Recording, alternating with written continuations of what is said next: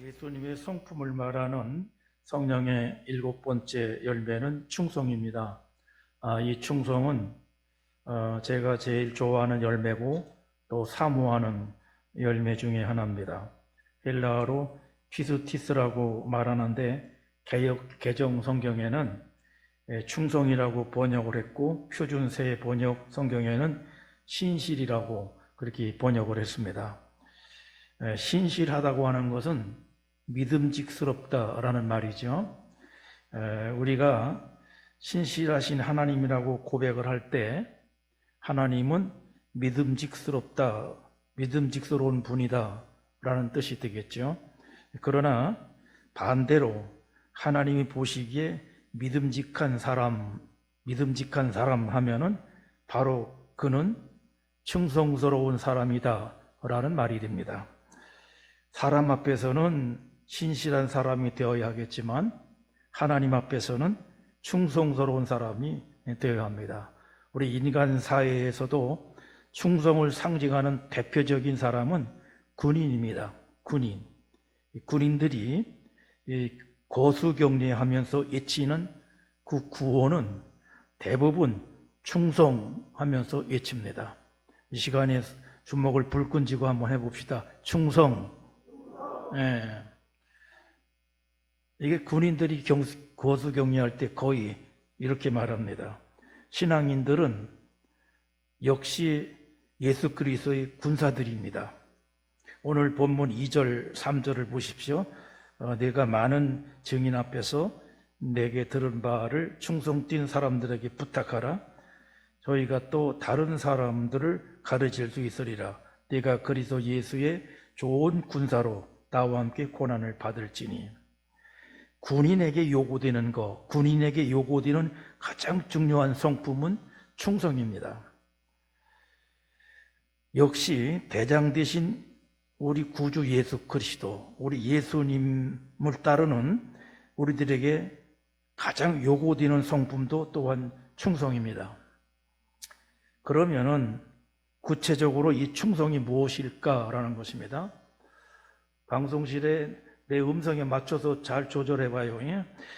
첫째로 작은 것에 대한 성실함, 이 충성입니다. 다시 말하면 작은 것에 대하여 한결같은 마음과 태도를 취하는 것, 그게 충성입니다. 하나님은 우리가 말씀을 한결같은 마음과 태도로 변함없이 잘 지키기를 원하셔요. 하나님이 이스라엘 백성과 언약을 맺었습니다.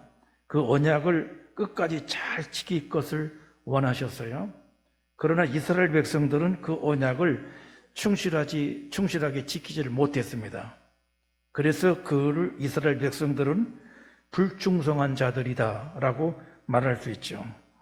우리가 사용하는 말 중에 작심삼일이라는 말과 조령모개라고 하는 말이 있어요.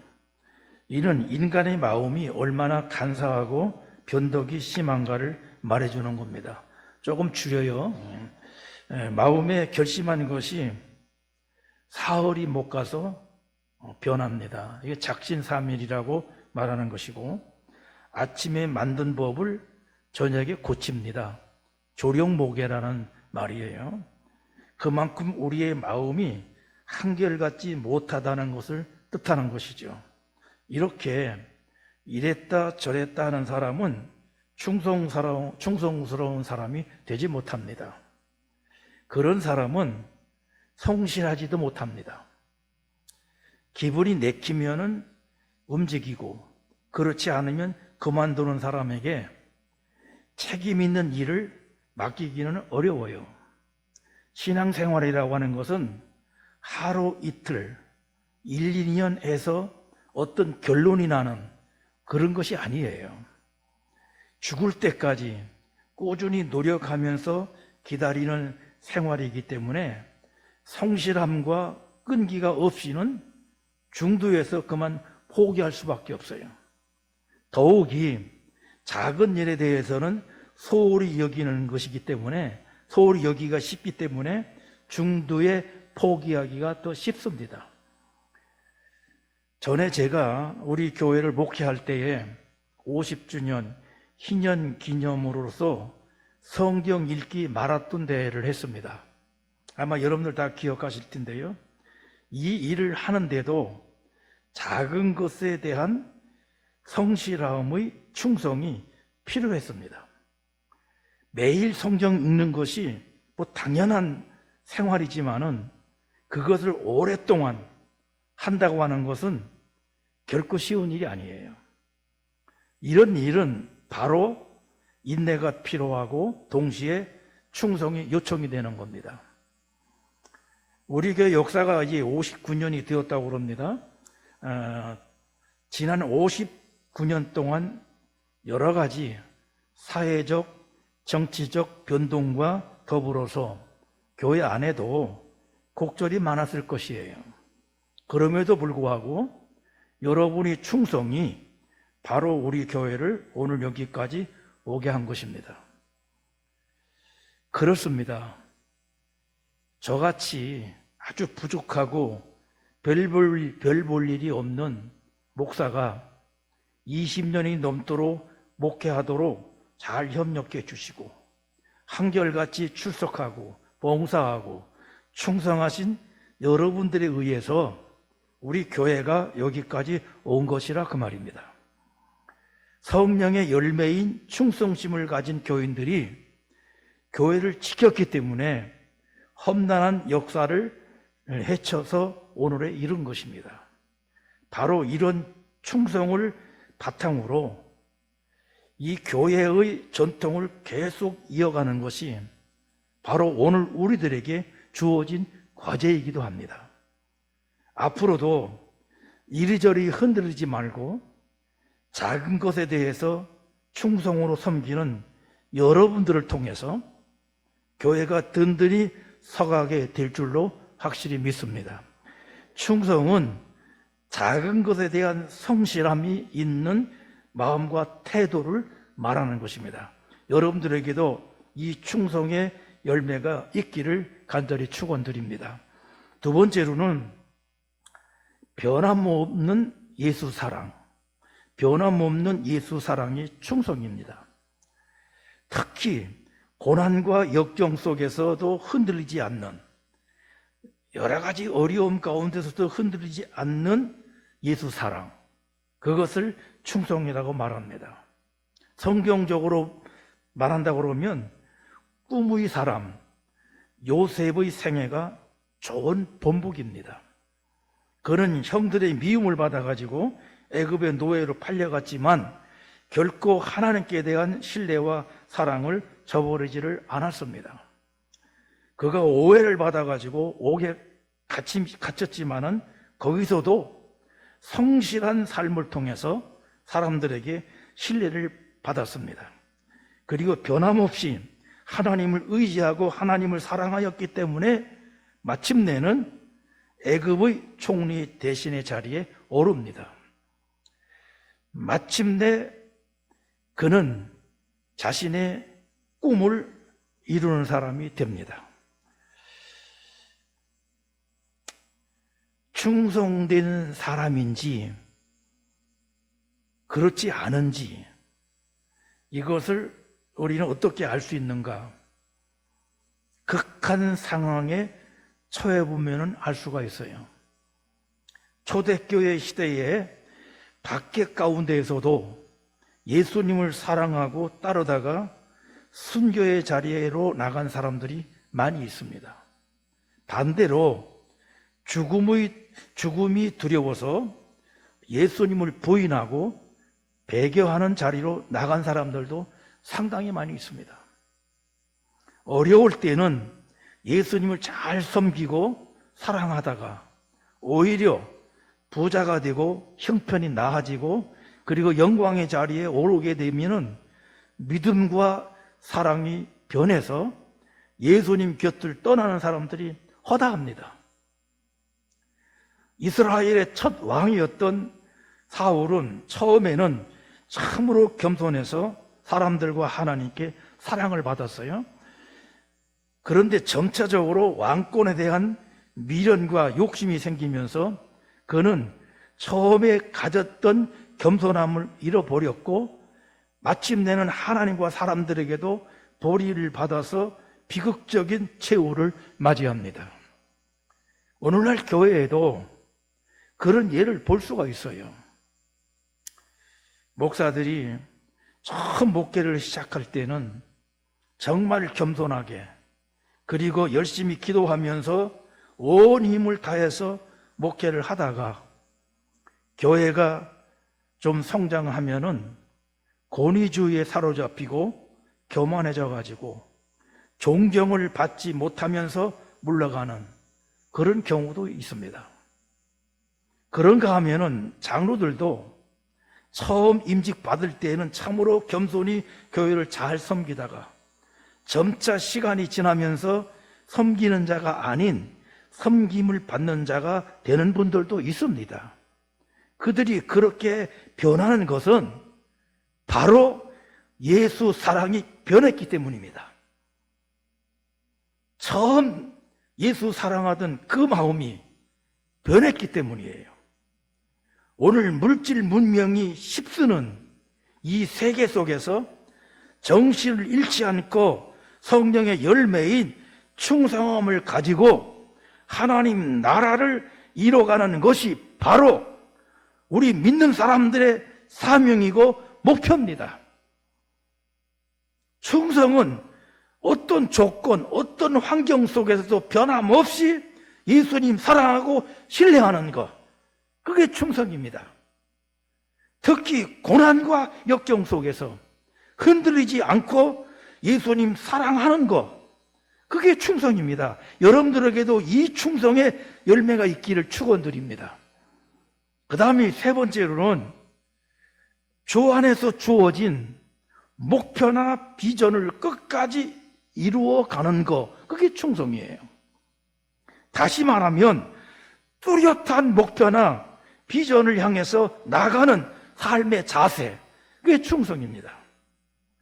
오늘 여러분들에게 읽어드린 디모데후서 2장 본문을 보면은 세 가지 직종이 나와요.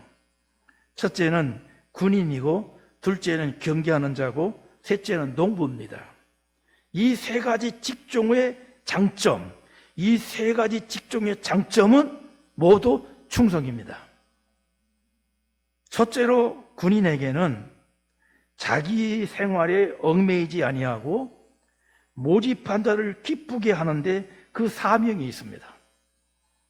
충성이란 바로 우리 자신에게 매여서 스스로 자신을 기쁘게 하는 것이 아니라 우리를 부르신 예수님의 목표를 이루어 드려서 그분을 기쁘게 해드리는 것, 그게 충성입니다. 그 다음에 둘째는 경계하는 자는 법대로 경계하지 않으면 승리자의 관을 얻지를 못할 것이라고 말합니다. 경계하는 자는 자기 목표를 분명히 알고 규칙을 지키면서 달려갈 길로 달려가야만 되는 것입니다. 만약에 규칙을 무시하고 목표를 무시하고 간다면 그런 실격을 당하는 것입니다.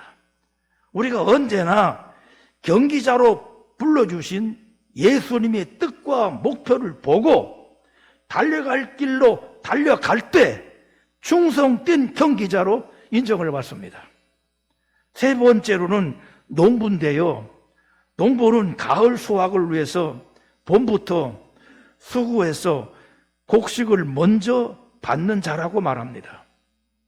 농사일은 충성스러운 농부가 아니고서는 풍성한 열매를 거둘 수가 없어요.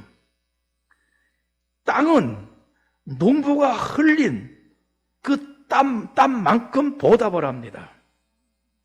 믿음의 생활도 마찬가지예요. 우리가 기도한 만큼, 우리가 봉사한 만큼, 우리가 희생한 만큼 믿음도 잘하고 상급도 받습니다. 땀 흘리는 농부처럼 정직하게, 성실하게 주어진 사명과 과제를 감당할 때 우리는 충성된 종이라고 인정을 받습니다. 칼라일이 어느 날 기부인으로부터 편지를 받았어요. 편지의 내용은 인간 세상의 번민, 인간 세상의 번민과 인생의 무상함에 대해서 해결을 요청하는 그런 글이에요. 인생을 살다 보니까 너무 번민 가운데 처하게 되고, 그리고 무상함을 자꾸 느끼게 되는 거죠. 그것을 해결할 수 있는 글을 요청한 겁니다. 그에 대해서 칼라일이 다음과 같이 회신을 보냈어요. 당신의 반지꼬리를 잘 보십시오. 실이 엉클어져 있을 것입니다.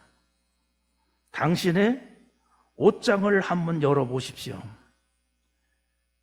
정리가 잘 안 되어 있을 것이니 잘 챙기시기 바랍니다. 그렇게 회신을 보냈어요. 자신이 할 일을 잘 감당하는 것, 그것이 번민과 인생의 무상함을 해결하는 방법이다라는 회신이에요. 자기 할 일을 잘 감당하는 것, 그게 모든 번민, 모든 무상함을 해결하는 길이다. 톨스토이가 한 말이 있습니다. 이런 말을 합니다. 이 세상에서 제일 중요한 때는 바로 지금이고, 이 세상에서 제일 중요한 사람은 지금 만나는 사람이고, 이 세상에서 제일 중요한 일은 현재 최선을 다하고 있는 일이다 라고 말했어요. 지금 주어진 작은 일들에 신실하지 못한다고 그러면은 결국 하나님 나라를 위해서도 신실할 수가 없습니다. 오늘 주어진 작은 일에 충성되지 못한 사람들은 결국 하나님 나라에 합당하지 못합니다. 여러분에게 주어진 이 교회, 하나님 나라를 위해서 무엇인가 작은 일들을 여러분들 하십시오. 오늘 놓치면은 여러분의 신앙은 그만큼 거둘 열매가 적어지는 것입니다. 하루를 아껴가지고 농부가 부지런히 일하는 것처럼 하나님 나라를 위해서 주어진 시간들을 아껴서 봉사하고 예비하고 기도하십시오. 그러면 여러분들이 삶 속에 크고 아름다운 성령의 열매, 충성의 열매가 맺히게 될 겁니다. 충성은 뚜렷한 목표나 비전을 향해서 나가는 삶의 자세, 그리스도인들에게 주어진 그 뚜렷한 목표, 그 비전을 향해서 나가는 삶의 자세, 그게 충성입니다. 여러분들에게 이것이 있기를 주님의 이름으로 축원드립니다. 사랑하는 성도 여러분, 이제 말씀을 정리하면서 저는 충성의 대상에 대해서 좀 설명을 하려고 합니다. 충성이라고 할 때 누구에게 충성을 해야 하는지, 이것이 참 중요합니다. 우리가 충성을 바쳐야 할 대상이 과연 누굽니까? 우리가 충성을 해야 할 대상이 누굽니까? 길게 생각할 필요도 없이 오직 예수 그리스도이십니다. 우리는 예수님의 영광에만 충성스러운 반응을 보여야 합니다. 이 말은 다른 어떤 것이 우리의 충성이 대상이 될 수가 없다, 그런 말입니다. 우리가 충성을 바쳐야 할 대상은 오직 예수님 한 분뿐입니다. 사도 바울의 모습이 그랬어요. 갈라디아서에 나오는 사도 바울의 모습은 주님께 대한 충성이 어떠한 것인가, 이걸 잘 보여주고 있어요. 복음은 처음 유대인들로부터 시작되었습니다. 초대교회는 유대인들이 교회의 지도부를 형성하고 있었어요. 유대인들에게는 율법을 지키는 것이 아주 당연하였어요. 그리고 그 율법을 지켜야 다른 유대인들로부터 협박을 받지를 않았어요. 복음을 믿으면서도 복음을 믿으면서도 율법을 지키는 것이 유대인들이 좋아하는 길이었습니다. 그렇지만 율법의 길은 복음이 아니었습니다. 이를 단호히 반대하면서 바울은 이렇게 말을 해요.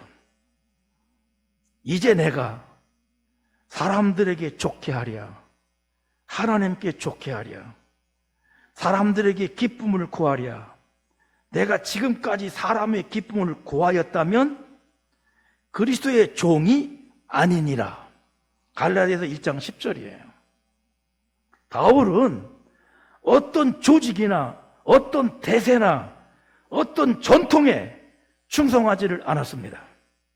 오직 예수 그리스도에게 충성했고 예수 그리스도를 기쁘게 하는 것이 그의 목표였고 그 태도는 전혀 변함이 없었습니다.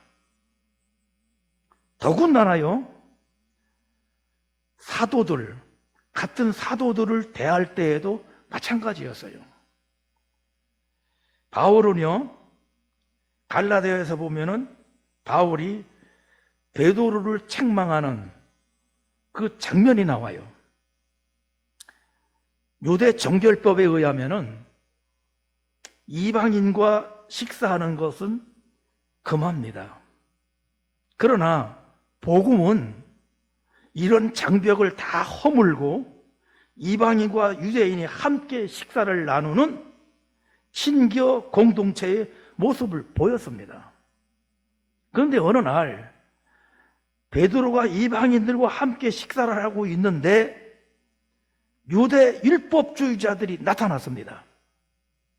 이 모습을 보고 두려워한 베드로가 슬며시 그 식사 자리에서 빠져나가고 말았습니다.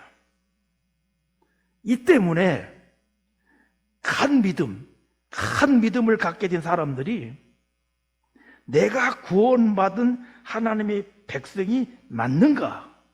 내가 구원받은 사람이 맞는가? 여기에 대한 혼란이 일어났어요. 바울은 이런 베드로의 행위에 대해서 공개적으로 책망을 합니다. 게바가 안디옥에 이르렀을 때에 책망할 일이 있기로 내가 그를 대면하여 책망하였노라. 갈라디아서 2장 11절이에요. 나는 그들이 복음의 진리를 따라 바르게 행하지 아니함을 보고 모든 자 앞에서 게바에게 내가 유대인으로서 이방인을 따르고 유대인답게 살지 아니하면서 어찌하여 억지로 이방인을 유대인답게 살게 하려 하느냐? 라고 책망을 합니다. 갈라디아서 2장 14절이에요. 이렇게 모든 자 앞에서 공개적으로 베드로를 책망한 겁니다. 바울이 예의가 없어가지고 선배인 베드로를 책망한 것 아니에요. 겁이 없어서, 두려움이 없어서 그렇게 한 것도 아니에요. 그의 충성의 대상은 오직 예수 그리스도 한 분이기 때문이에요. 예수 그리스도의 명령에 순종하지 않는 사람이라면 그가 아무리 교회의 지도자일지언정 불충성한 사람이라고 간주를 하는 것입니다. 이런 바울의 태도를 우리 한국교회가 본받아야 돼요. 우리 한국교회는 충성이라는 것을 이상하게 변질을 시키고 있는 것 같습니다.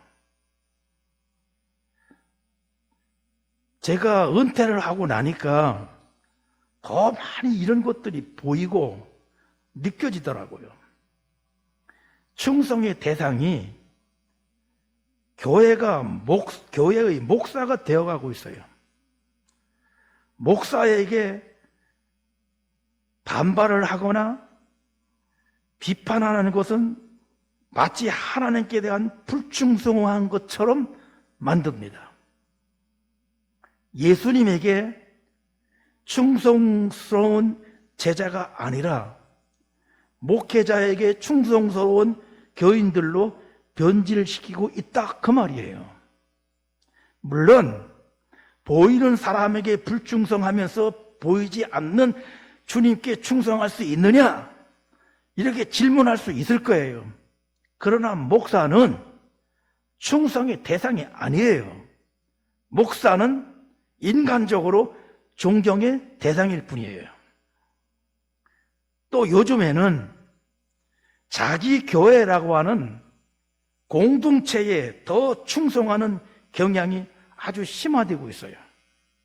그래서 자기 교회 외에 다른 교회에 대해서는 평가 잘을 합니다. 여러분들 유명한 교회에 다니는 교인들 한번 만나보세요. 그 사람들 대개 보면은 자기 교회 외에는요, 다른 교회들은 아주 평가 잘을 합니다. 결코 바람직한 현상이 아니에요. 잘못하면요, 집단 이기주의가 돼버려요. 집단 이기주의는 이단과 다를 바가 없어요.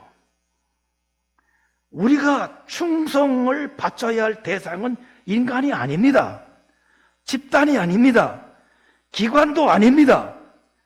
바로 예수 그리스도 그분 한 분뿐입니다. 한국교회가 잘못되고 있는 주요 요인 중에 하나는 이처럼 충성을 바쳐야 할 대상이 변질되어 가고 있는 거예요.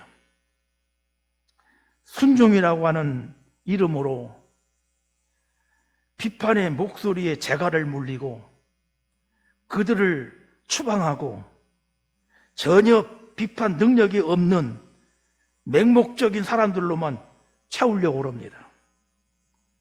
충성을 목회자에 대한 충성, 개교회에 대한 충성으로 바꿔버리고 있다 그 말이에요.